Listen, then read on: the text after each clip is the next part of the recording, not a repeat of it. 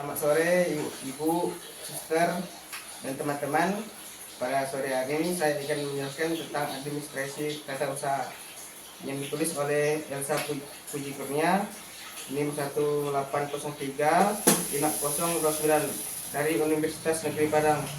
Nah, pendahuluannya administrasi kewirausahaan di sekolah berfungsi untuk mengatur berbagai dokumen dan inventaris yang ada di sekolah.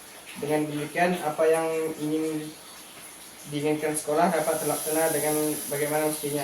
Tujuan dari administrasi kewirausahaan yaitu agar suatu administrasi pada sekolah dapat berjalan dengan efisien dan efektif. Karena dengan adanya administrasi dapat memudahkan dan membantu berbagai sistem dalam suatu sekolah, yakni tentang kurikulum siswaan, administrasi siswa, dan sebagainya. Yang berikutnya ada metode penelitian.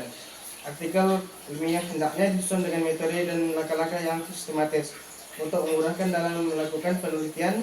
Pada artikel ini, peneliti menggunakan metode dengan mengumpulkan bahan kajian terlebih dahulu. Materi terdapat pada buku, jurnal, artikel, maupun sumber lainnya yang berkaitan dengan administrasi ketentuan sekolah, proses administrasi tata ruang kantor atau sekolah, dan peran guru dalam administrasi ketentuan sekolah. Ini dengan metode literatur saya berfungsi untuk menambah wawasan kebenaran yang ingin diketahui. Yang berikutnya ada kajian teori dan pembahasan. Pengertian administrasi ketentuan sekolah. Tata usaha atau tata laksana merupakan bagian keseluruhan dari proses administrasi. Tata usaha juga diartikan sebagai kegiatan melakukan pantauan segala sesuatu yang terdiri dari suatu organisasi, dapat digunakan dalam keterangan segenap kegiatan mulai dari pembuatan pengolahan, penataan, sampai menyimpan semua data yang perlu nantinya. Yang berikut adalah 3. Proses dari administrasi merupakan suatu tahapan dalam melaksanakan administrasi ketausahaan yang melalui proses dari ketausahaan sekolah dimaksud untuk mendapat proses penyelenggaraan di sekolah secara rinci. Pertama ada jenis surat dinas, yaitu surat rahasia, surat penting, surat biasa, nota dinas, memorandum, surat pengantar, surat kawat, surat edaran, surat undangan, surat keputusan, instruksi, pengumuman, surat tugas, pengurusan surat, penerimaan surat bertugas, penyortir surat bertugas, mencatat surat bertugas, pengantar bertugas, pengelola bertugas, penata arsip bertugas. Yang C ada tata ruang kantor atau sekolah yang meliputi pencahayaan, pewarnaan bangunan, kondisi udara, tingkat kebisingan atau suara. Berikut bentuk tata ruang pada suatu sekolah. 1. Tata ruang tertutup. Moral pekerja atau staf tetap terjaga, menghindari dari kerja satu sama lain. Pimpinan akan lebih tenang dalam mengerjakan tugas.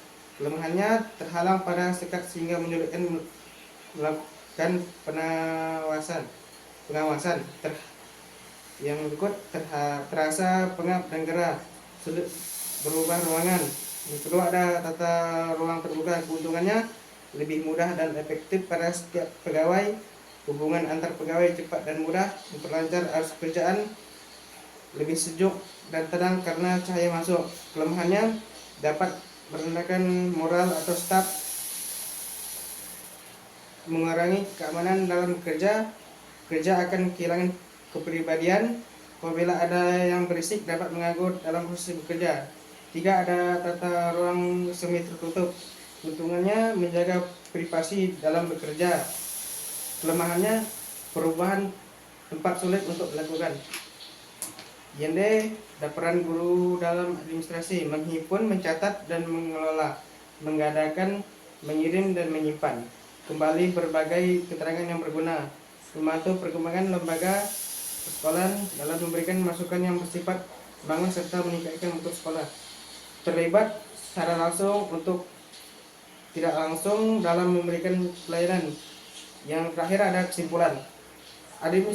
Administrasi ketata usahaan di sekolah berfungsi untuk mengatur berbagai dokumen dan inventaris yang ada di sekolah.